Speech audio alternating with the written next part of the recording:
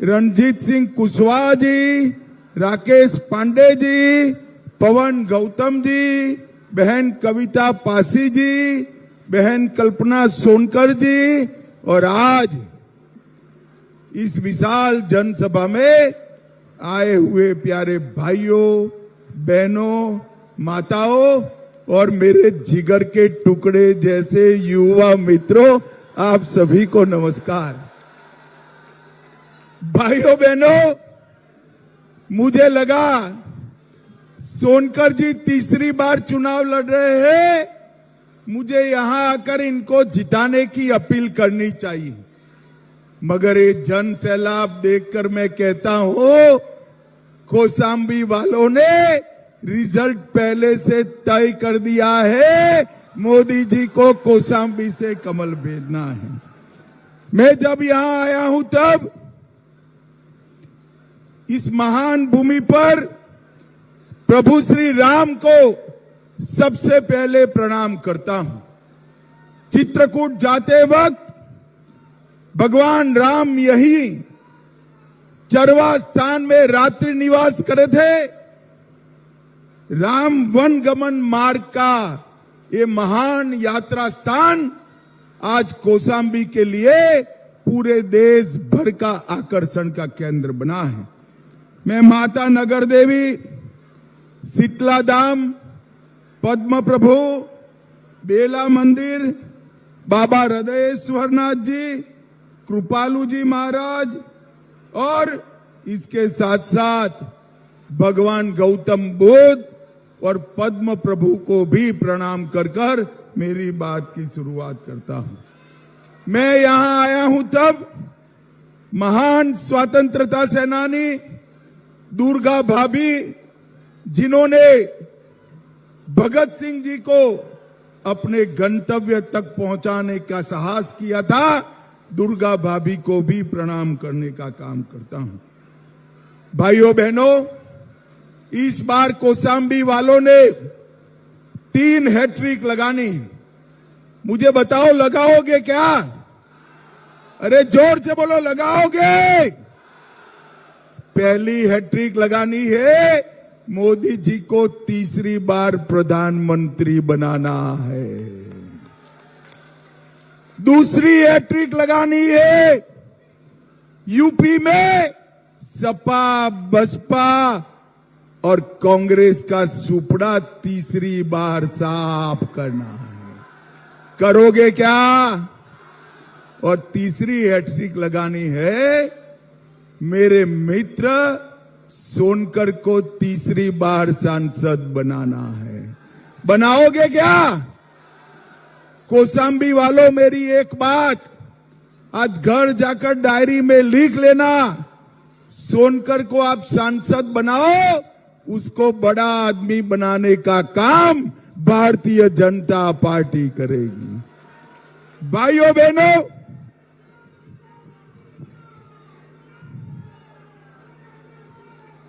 भाइयों बहनों, 3 चरण समाप्त हो चुके हैं। कौशाम्बी वालों, 3 चरण का रिजल्ट जानना है क्या? जोर से बोलो, जानना है? देखिए भैया, 3 चरण में मोदी जी 200 पार करने की कगार पर है, चौथे चरण में 250 पार करा देना है। और चौथे चरण में हमारा कौशाम्बी भी है। भाइयों बहनों, मैं सीधा मुद्दे पर आता हूं। हजारों लोग चिलचिलाती धूप में यहां पर खड़े हैं। मैं तो सोनकर को डांटना भी चाहता हूं, मंडप इतना छोटा लगा दिया, आपके इसके लिए प्यार का अंदाजा भी उसको नहीं है भैया। तो जो धूप में खड़े हैं, वो सभी लोगों को मैं विशेष कर पूछना चाहता हूं, एक कश्मीर जो है हमारा है या नहीं है? अरे जोर से बोलो, है या नहीं है? ये खड़गे जी कहते हैं राजस्थान और उत्तर प्रदेश वालों का कश्मीर से क्या लेन देन। अरे खड़गे महाराज, 80 पार कर गए, मगर आपको मालूम नहीं पड़ता, कौशांबी को जान नहीं पाए, कौशांबी का बच्चा बच्चा कश्मीर के लिए अपनी जान देने के लिए तैयार है, जान देने के लिए। भाइयों बहनों, कश्मीर में अब तक एक कांग्रेस सपा बसपा ने धारा 370 को अपने अनौरत संतान की तरह संभाल कर रखा था। आपने मोदी जी को दूसरी बार प्रधानमंत्री बनाया।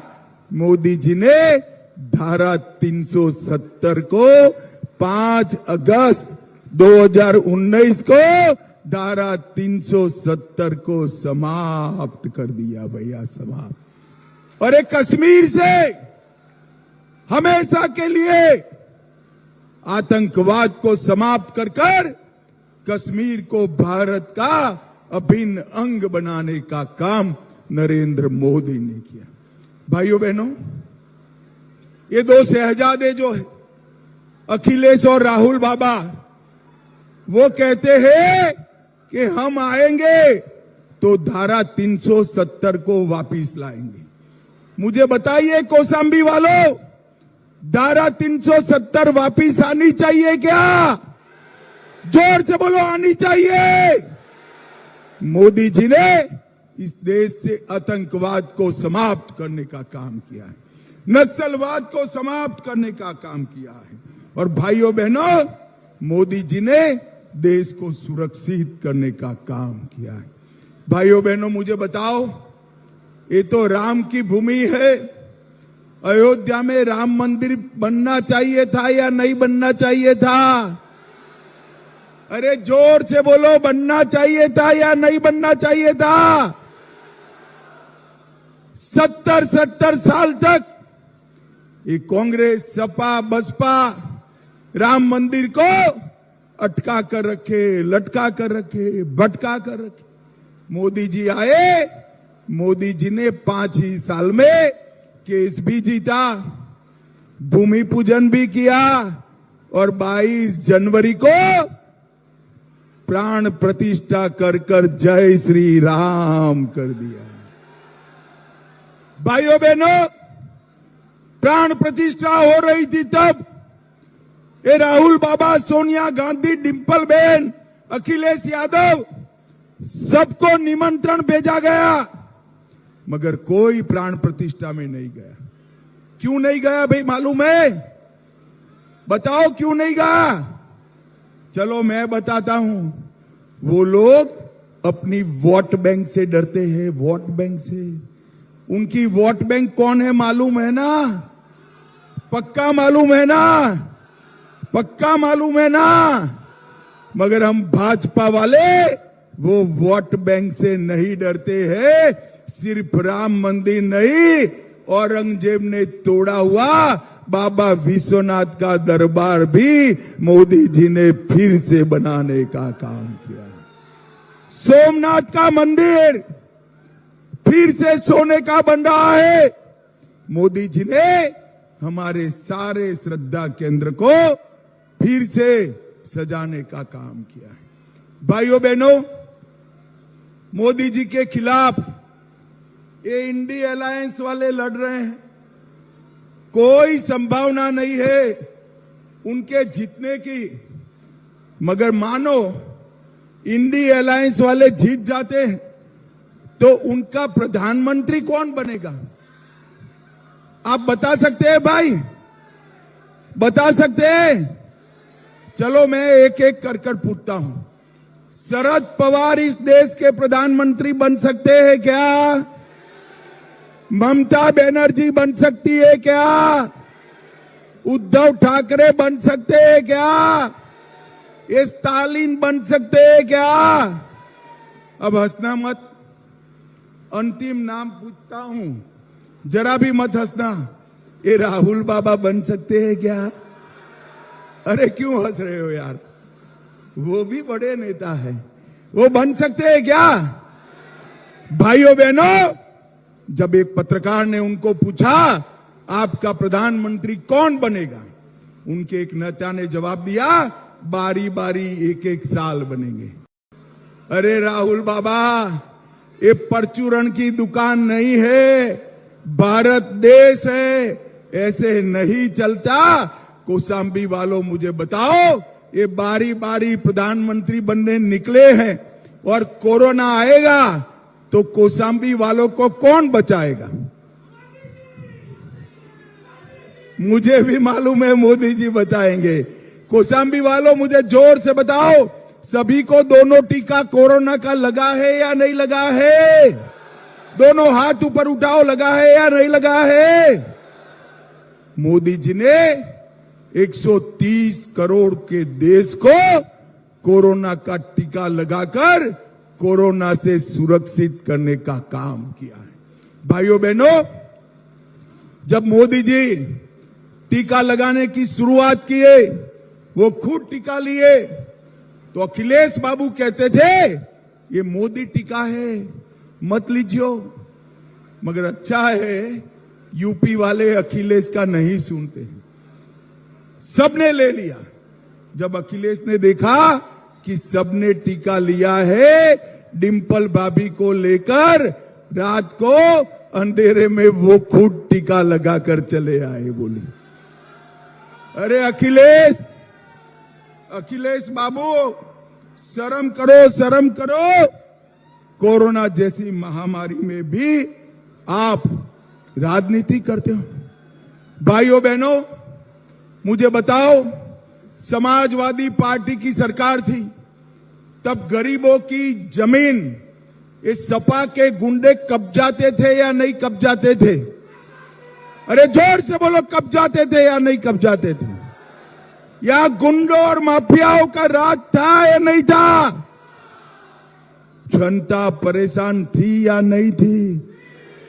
भाइयों बहनों, आपने यूपी में भाजपा की सरकार बनाई, हमारे नेता योगी आदित्यनाथ ने गुंडों को उल्टा लटका कर सीधा करने का काम योगी जी ने किया। भाइयों बहनों, भारतीय जनता पार्टी ने माफिया राज समाप्त किया, गरीबों की जमीन को मुक्त कराया और यहां विकास की गंगा मोदी जी ने बहाई।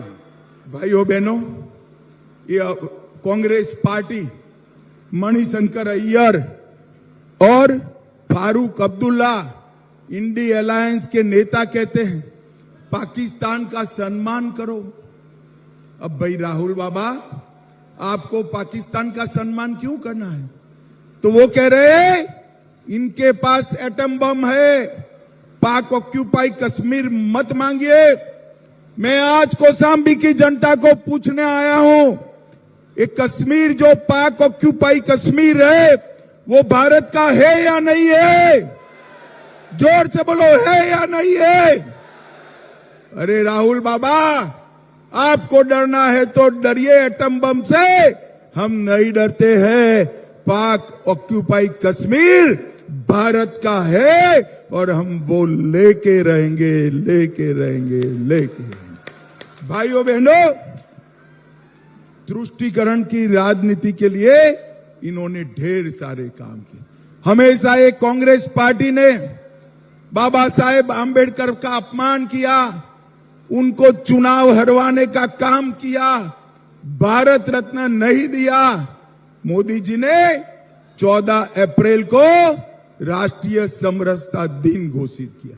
इसके साथ साथ मऊ, लंदन, नागपुर, दिल्ली और मुंबई बाबा साहब से जुड़े हुए 5 स्थानों को डेवलप कर तीर्थ स्थान बनाने का काम हमारे नेता नरेंद्र मोदी जी ने किया। नरेंद्र मोदी जी ने। भाइयों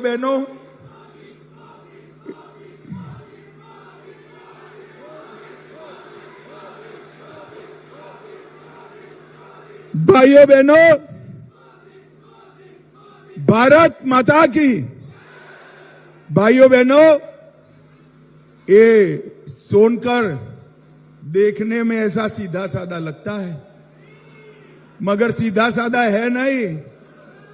मैं आपको बताता हूं, जब कौशाम्बी की बात आती है तो किसी भी बड़े से बड़े मंत्री से झगड़ा कर कर कौशाम्बी के विकास के लिए काम करने वाला है सांसद।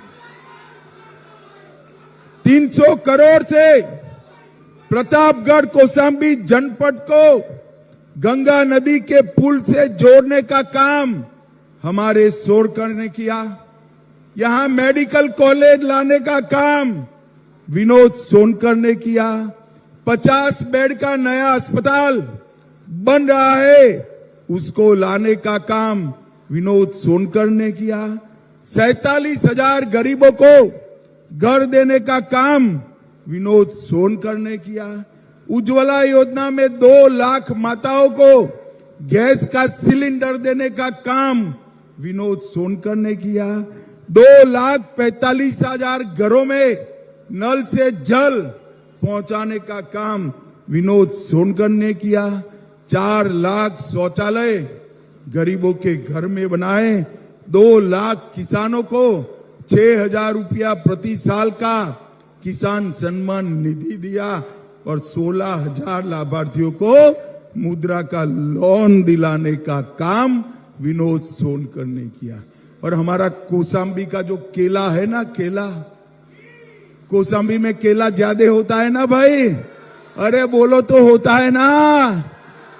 केले को 1 डिस्ट्रिक्ट 1 प्रोडक्ट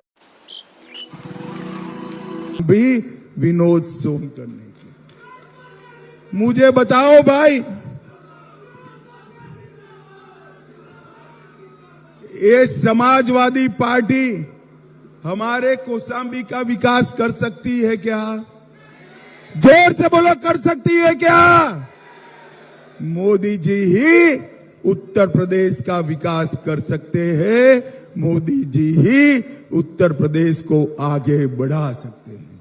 माताओं, भाइयों, बहनों, ये विनोद सोनकर को जो वोट देंगे, एक एक वोट नरेंद्र मोदी को प्रधानमंत्री बनाने के काम में आएगा। प्रधानमंत्री बनाने के काम।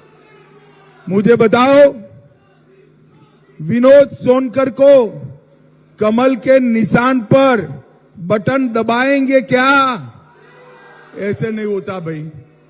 मैं समझ सकता हूं आप धूप में खड़े हैं, मगर दोनों हाथ उठाकर जवाब दीजिए, विनोद सोनकर को वोट देंगे क्या? तीसरी बार सांसद बनाएंगे? 400 पार कराएंगे? मोदी जी को फिर से प्रधानमंत्री बनाएंगे? तो मेरे साथ दोनों हाथ उठाइए, उठाइए दोनों हाथ, विजय के संकल्प की मुट्ठी भींचे और प्रचंड आवाज से बोलिए, भारत।